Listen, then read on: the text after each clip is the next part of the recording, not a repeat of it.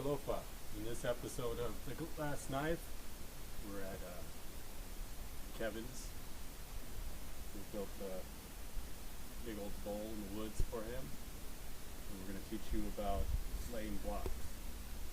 And we've already finished the pour. We've done the walls.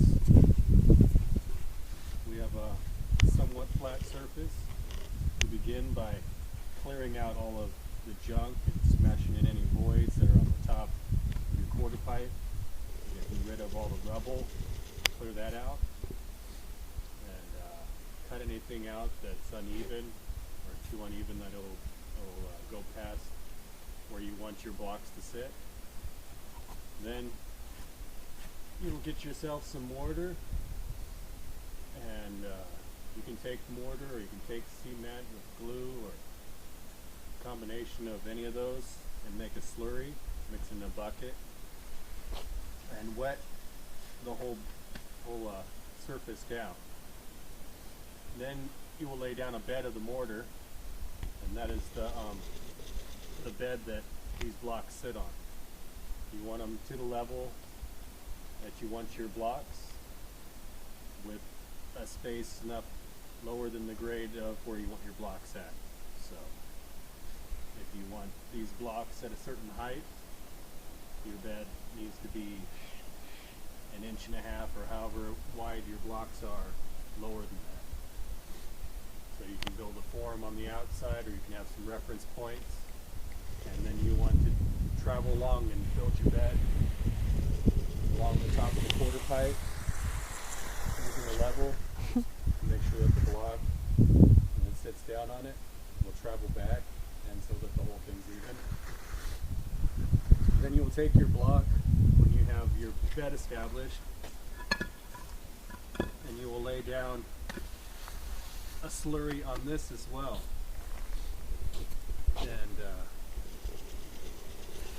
you'll rub it into these holes and crevices and voids in the block. Get it scrubbed in there, and then you'll take some mortar or thin set or whatever you're using to apply the blocks, and you can use a grout trowel to give grooves, and smear it on there a layer, and then swipe it to give the grooves, or you can use just your fingers or a pick, like a afro pick, whatever you need to get the grooves in there so that there's some spaces, so when you slam it down in there, it will fill into those spaces and adhere to the mortar. And you'll drop it down like so onto the mortar bed, and then you will tamp it into place, getting it to the level that you want. And then you will have a board that you will cut, smaller board than this, that you will cut a groove, a space here, that will be the reveal. If you want it out 1 inch, it'll be an inch gap that you'll have on the board. If you want a 1/4 inch, if you want an 1/8 inch, whatever that gap is, you can have a cut like 2 or 3 inches of space on it, and you have this cut with your amount of vert or less than, and then that will be your guide to show you where your block wants to go. So you'll be able to shove that into the block, and that will tell you your favorite reveal. Everybody has a different idea of what the perfect reveal is. And if you're working on something that doesn't have vert, you'll need to make that guide out of a radius piece of plywood, like the radius ones that we use for guide boards. You take a chunk of that, you can cut your reveal on the inside of that. Once you have your blocks laid out, you can use the mortar that's already sticking out of there if you're doing it all at once, and you'll shave that off. You'll reapply some of it, and you'll bring that to the grade you want on the face, like we were doing today, and bring that to a rough finish, and slowly finish it as the day goes by. And you'll also take a grout bag filled with grout, and you will fill in these joints.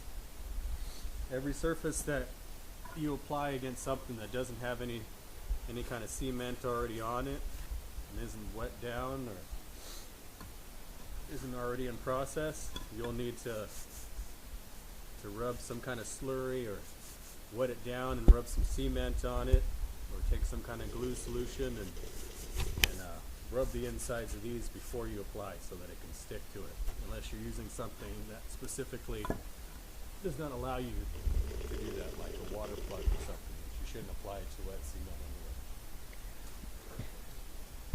Bring that stuff to a finish, sponge your blocks, sponge your quarter pipe, and then you're finished. You've laid a bed of blocks and you have something to grind.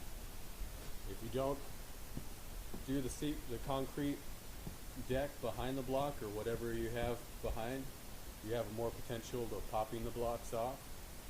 So before you start really sessioning your quarter pipe, you might want to finish the deck behind the block to make it more stable. And